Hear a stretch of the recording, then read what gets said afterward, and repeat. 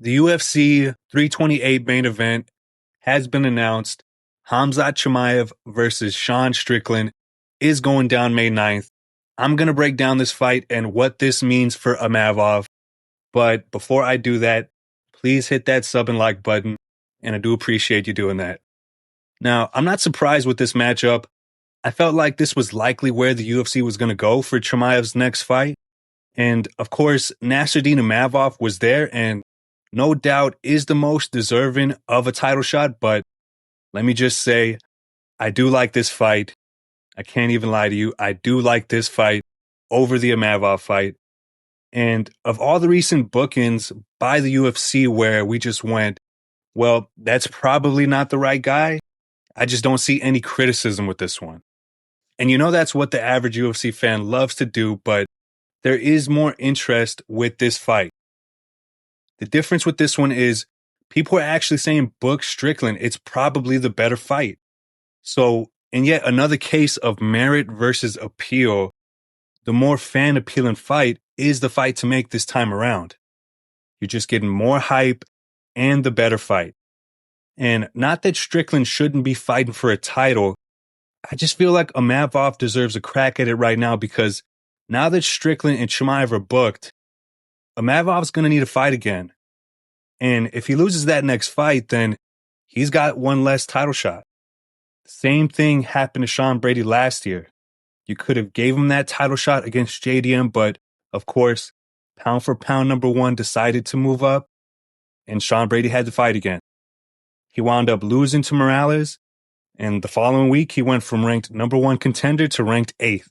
So that's what Imavov's dealing with here.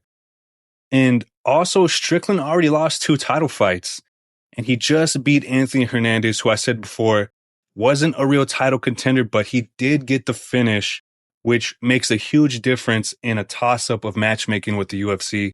And also, if I'm paying money, if there was still pay-per-view, I'd rather pay for Strickland to fight Chimaev.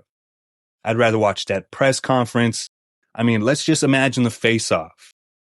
A hothead like Chimaev is going to get baited by Strickland so hard at one point or another. So it's definitely a weird case at the moment for the middleweight title. And especially because it's like when we compare Imavov and Strickland versus Chimaev, it's not like Strickland is a more overwhelming threat to Chimaev. He's just the more interesting threat, you know? His style versus Chimaev is what's creating the bigger fight. And also his persona. We know Strickland is hazardous with a mic. Doesn't matter, you know, if this guy's talking to someone or just talking to himself.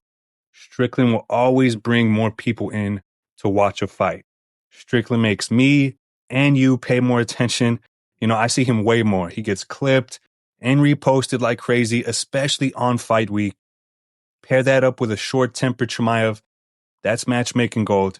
And another thing is Chimaev and Strickland are actually displaying a personal beef.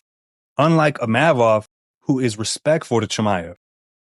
Strickland and Chimaev is a story inside the fight game that never fails to sell. Strickland and Chimaev have trained together. Strickland and Chimaev tell contradicting stories about getting the better of one another inside the gym. You got the patriotic American versus the Caucasus Mountain Russian type. So all around just a bigger fight. Now, let's talk about the actual fight. So I haven't looked at the odds. It is pretty early on, but I'm sure against whoever, whether it's Strickland or Imavov, Chimaev is going to be a big favorite. We know Strickland has a frustrating style to deal with, especially for a wrestler because Sean Strickland does have pretty good takedown defense, or at least that's what he has shown thus far because he hasn't shown that against anyone of Khamzat's caliber. So is that going to be enough to stop Chimaev from taking Strickland down? I would say no. It's still a title fight. Chimaev is going to do everything he can to take Strickland down. He's still going to press across the cage right in front of Strickland and relentlessly go for the takedown. If he doesn't get it on the initial first shot, he's going to chain a second shot to follow. And I've never seen Sean have to deal with that. And I think that'll make Strickland worry about the takedown maybe a little too much and end up throwing him off of his game. Because who has Strickland fought that even comes close to the takedown threat of Chimaev? Chimaev is such a threat with his takedowns that I don't think we'll see Chimaev get frustrated with Strickland's style because he's just going to go right through it. Whenever we talk about, Strickland's style is hard to deal with, it's hard to figure out, it's usually because the person trying to figure Strickland out is trying to hit him. Chimaev isn't going to try and hit him, at least not on the feet. So for a person like Chimaev, it's not going to matter how difficult it is to hit Strickland clean. All that matters is getting his hands locked around Strickland. Now, I'm not saying Chimaev is going to get every one of his takedowns. I can see Strickland stuffing some of them, but also getting pressed on the cage.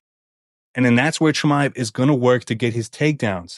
And even if he can't take Strickland down to the mat, at his level, I got to imagine he's going to find some success by getting a hold of him and getting a bunch of control time either way. If not on the ground, it'll be on the fence. That's just how I imagine the fight would look like. And as far as the former training partner dynamic to this fight, I don't believe they did much sparring from what I've seen or heard. Mostly just positional drills, that type of thing. I don't think that it's going to help much in the actual fight. And again, it was long enough ago where it probably doesn't mean much nowadays.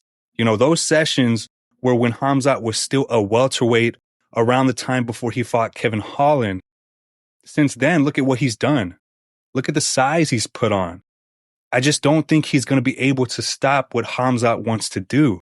Robert Whittaker and DDP, they knew what he was going to do.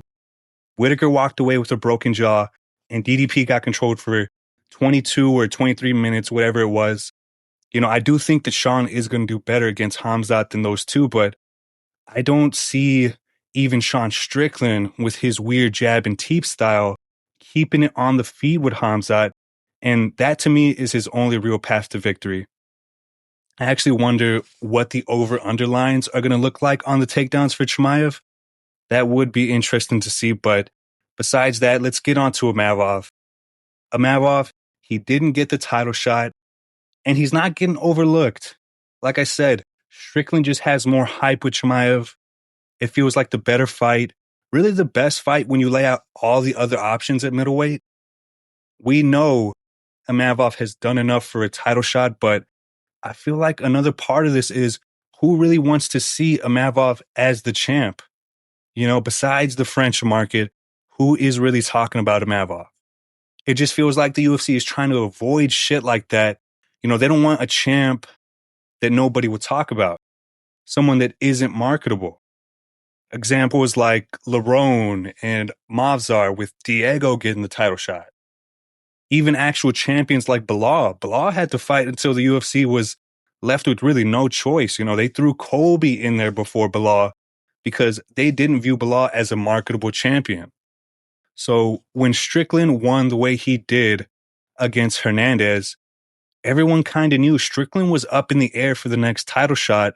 And of course, we also got to talk about how Strickland already beat Imavov. Now, that fight was at 205, not at 185. It was a fight outside of the division. So I do kind of view it as, okay, that wasn't really a key piece in figuring out who do we give Chimaev, because it was a short notice fight. There wasn't a full camp to really prepare for one another. And I think it happened long enough ago where it doesn't really matter anymore. Like many other Strickland fights, who even remembers this fight? Most people couldn't tell you how that fight went, whether it was one-sided, how Strickland won, or whatever. It was just one of those fights where you go, I forgot that fight even happened. So it's a shitty situation for Imavov, who probably couldn't have done much more to earn a shot at the title the way he has. He finished the former champion Adesanya. He put on a masterclass against Barajo. So I don't know. Do we think Imavov could actually do well enough against Chimaev that makes us think, we're losing a good fight here, or that would be an interesting matchup? No, not really. I don't think so. Without breaking down the fight too much, I just think Khamzat is going to do what we know he does. I can't really see Imavov keeping it on the feet long enough to make this interesting. And that really goes for anyone. I can't count anyone in to keep it on the feet with Khamzat. I hope I'm wrong, but those fights are going to make its way to the ground. We've seen him take down Usman. We've seen him take down a big middleweight like Robert Whittaker and an even bigger middleweight like DDP. So it just feels like Imavov is guaranteed to get taken down here. So if I'm Imavov, like I said, he's going to need to fight again. I don't see him sitting on his last win against Barajo that was already 6 months ago. I don't see that going good for him.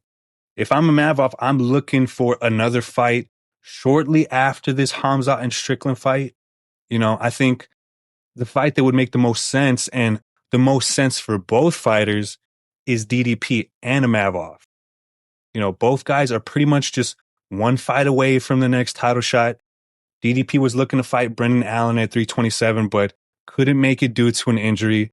And now that Imavov is the odd man out, I wouldn't waste too much time getting that fight because Imavov is starting to rack up those wins at middleweight. He's already beaten Brendan Allen, Adesanya, and Barajo. He's just running out of matchups. Unless Pyfer beats Adesanya, but I would go for the DDP fight right now. So let me know what you think in the comments.